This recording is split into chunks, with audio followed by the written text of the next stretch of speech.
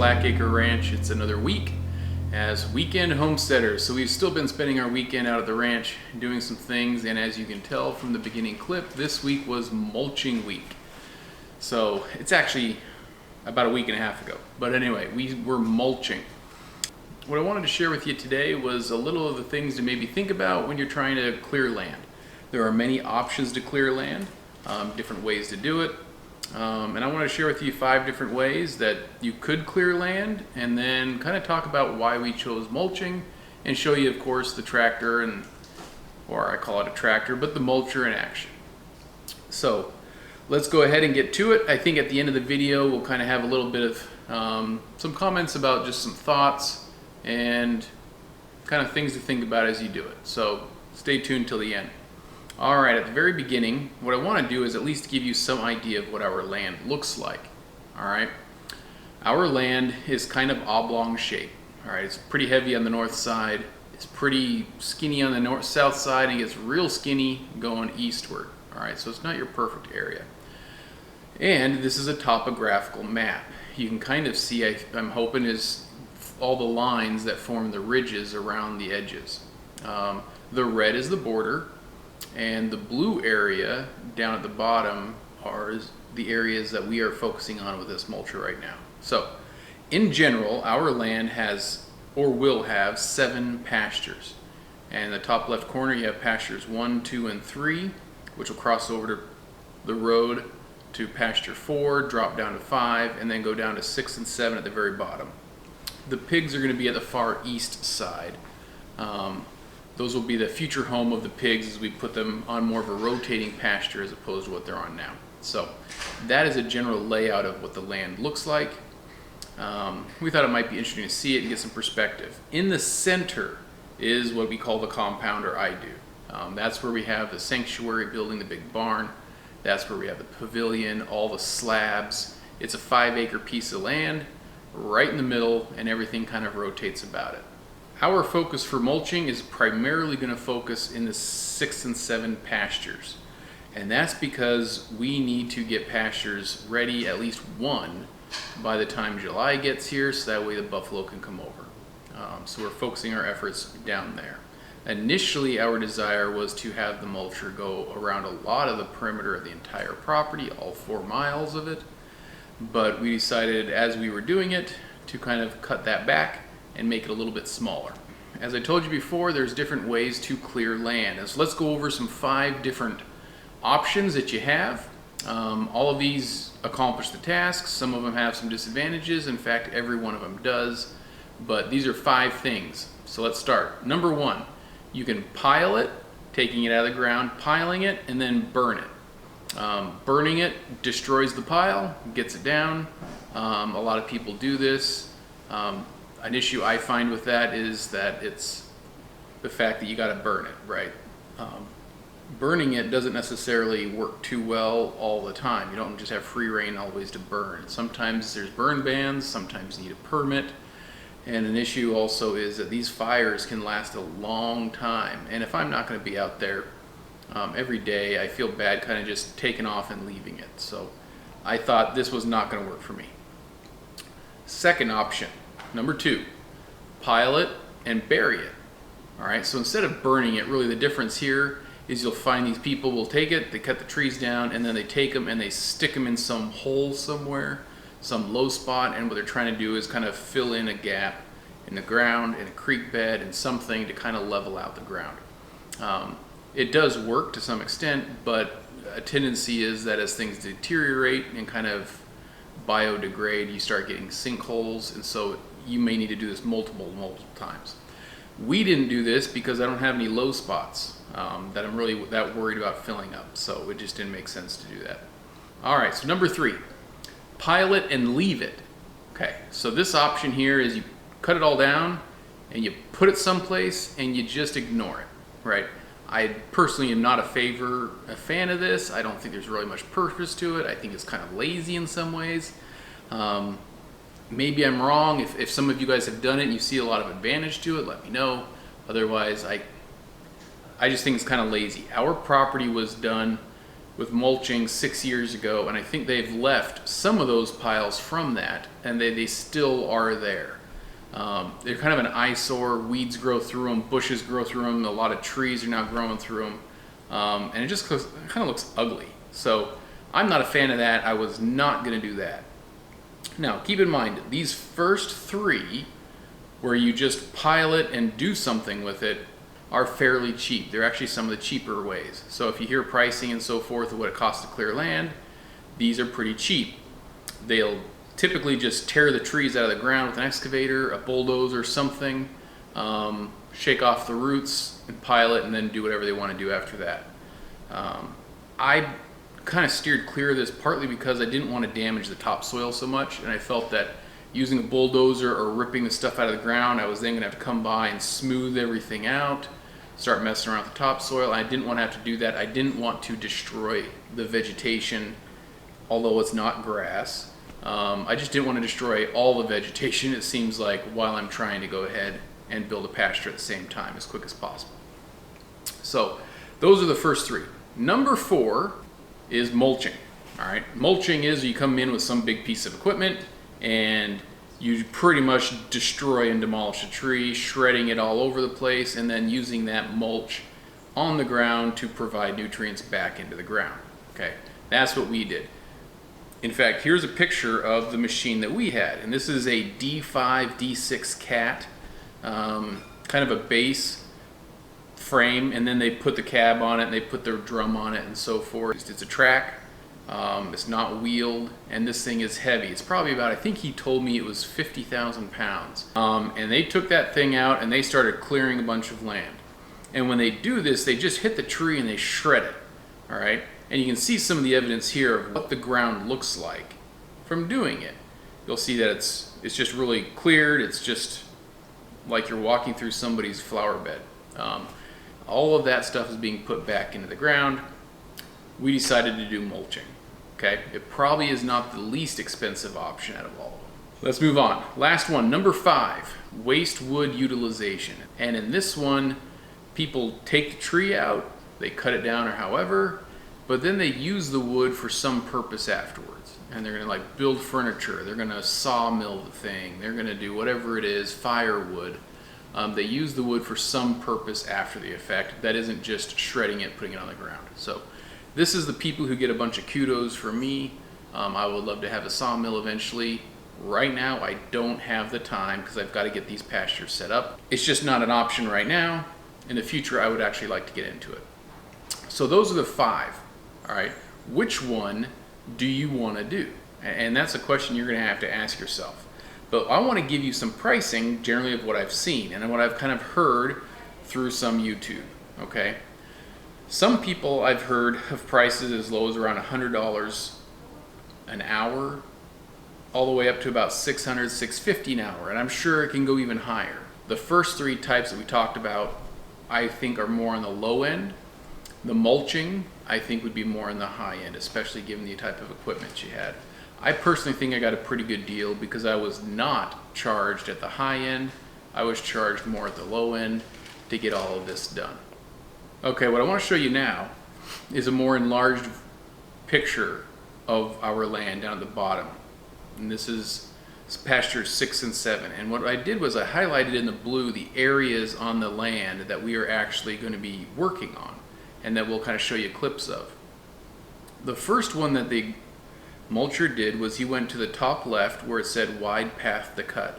We need a wide path to be able to put our fence down to the property line on that west side right there. So he's cutting a 30-40 foot wide path, and we're going to continue the fence down there. And then what he went and did the first day was he then trimmed all the way down in a counterclockwise fashion around all the property up to the top right hand side where it says overgrown pond, which we didn't realize we had. At the overgrown pond, he started this part, which is about 2 acres, the second day. And by the time 3 or 4 hours into it, he was completely done. It was about 2 acres, and it was all covered.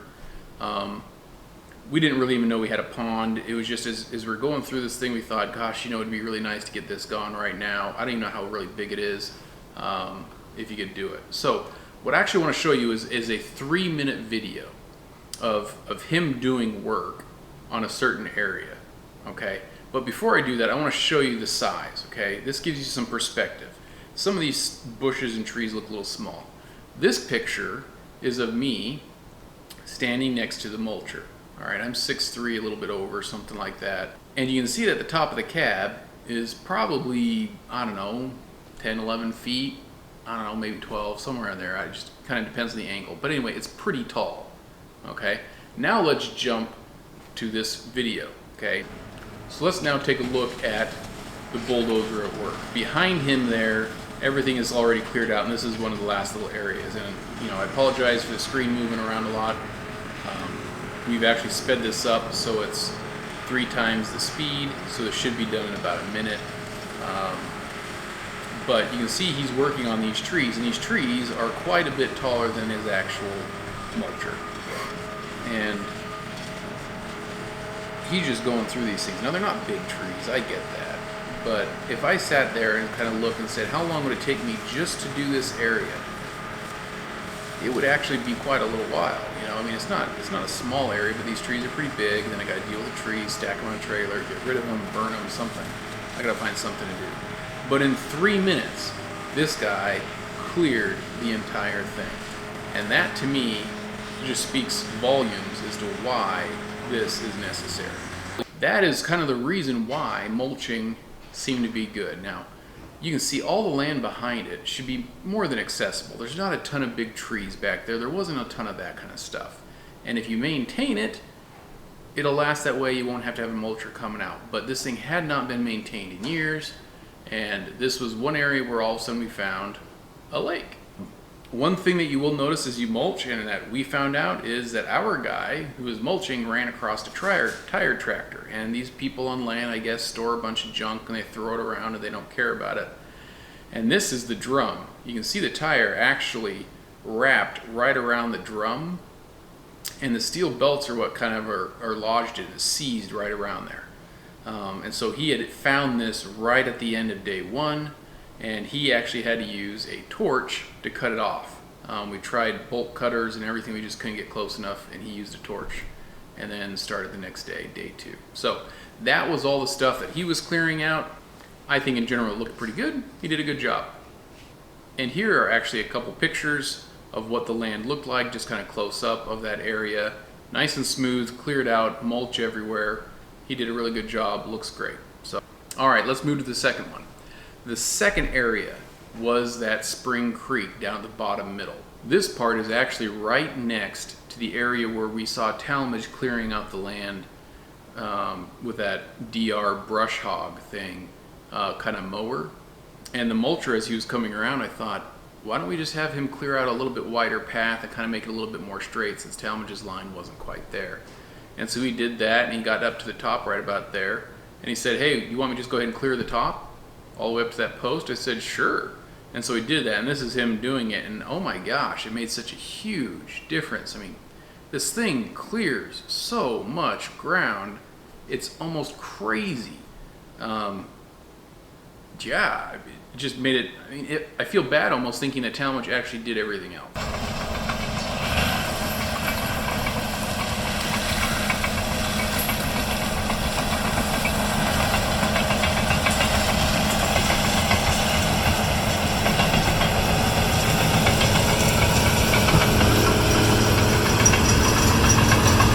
There you see the post, and if you go back you can see the after effects of everything all cleared out, and he's now in a pile of dust driving away, and it just so much bigger. So all looked good. But anyway, let's move on back to that Spring Creek, and this is an area that was just overgrown with bushes, and this ended up being about an acre, 1 3/4 acres, 1 3/4 acres. These are the pictures of after of how it worked or looked afterwards. You can see it's all cleared out again. The trees that are actually in the center are the actual creek area. And this was flowing the whole time. We didn't realize that this had a continuous flow. So I think these are all pretty good shots of what everything looked like. Again, looking back afterwards, I think it actually looked pretty good, and I'm glad we had him clear it, because again, this is now another 1.5 acres or 1.75 acres, and that just would have been a nightmare to clean. And the trees on it were big enough that I don't think a brush hog would have done very good. I think it would have taken too long. This is a picture of what the drum and the front of his mulcher looks like, okay? The drum is tipped down, and he can pivot that up and down with the hydraulics. Over that, he has a bar or a pusher, and it has these spikes coming out of it. And with that, he's able to get in on the sides of things or kind of reach into vines, and he pivots his tractor and he's able to pull it off the side. Or he can put it on the sides of the tree, shred the bottom of the tree, and then he moves the tractor mulcher and he tips it over, and then he shreds the rest of it. So it's helping him actually control what he's doing and how the vegetation is. And so that's how he kind of maneuvers or gets into the sides and kind of clears these lines. He pulls it away and then shreds it. Some of the part that I thought and my wife thought was the funnest to watch was when he goes over something and just sucks it right up and does, just mulches it. And so here's a couple clips of that actually happening.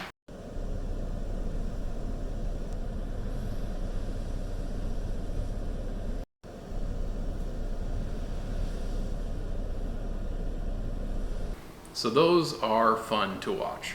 And what's funner is even when you watch him do it on the bigger stuff and he sucks in a tree as opposed to these small bushes. But so these next clips I want to show you are of him working the line between that overgrown pond area all the way down southward to where the spring creek was. Things I like about this are just listen to the sounds that come from it, but also just sometimes the size of the tree.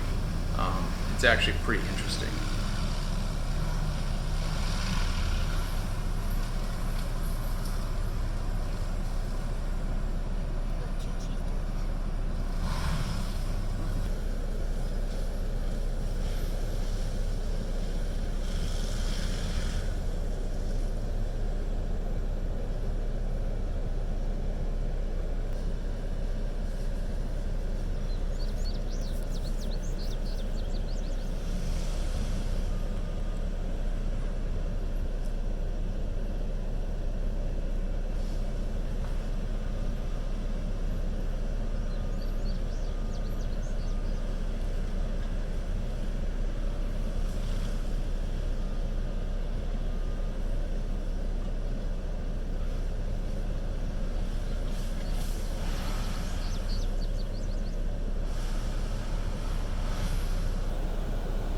And this is the big one.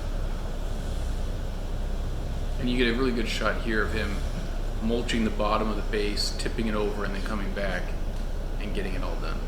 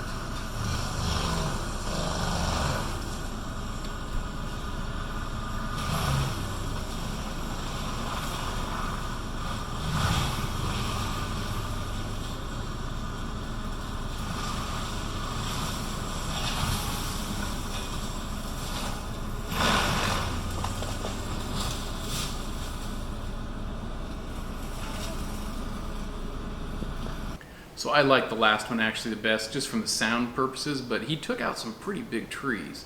All right, so last area was the southwest pasture, and this area is actually just really overgrown. He's not trying to clear everything all at one time. He's trying to just make some good clear rows to open everything up and to make it a little bit more maneuverable.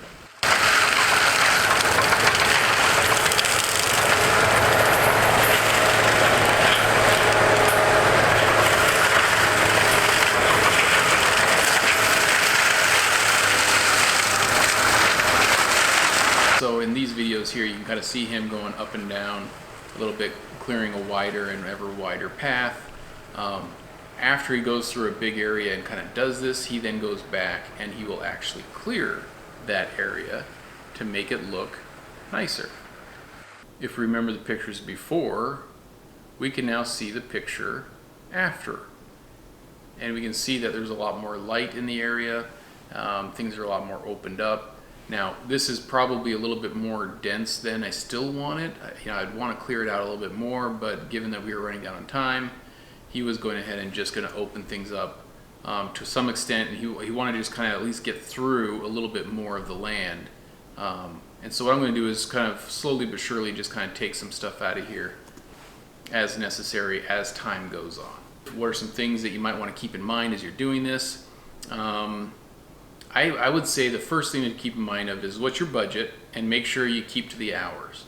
I would say be there the entire time that they're there, and just to make sure that they're doing things. Watch them, go with them as they're moving around. Second thing, I would say be amenable to adaption, okay? We had the idea that we wanted to do one thing when he got there, but after he got there, we started seeing, hey, while he's here, maybe we need to adjust what we're doing.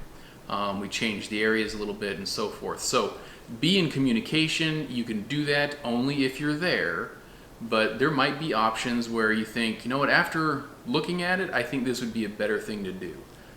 So those two things are the things that I think would be recommendations I would have for anybody who's going to start mulching. Mulching, it's a blast. I think anybody who has a chance to watch it is great.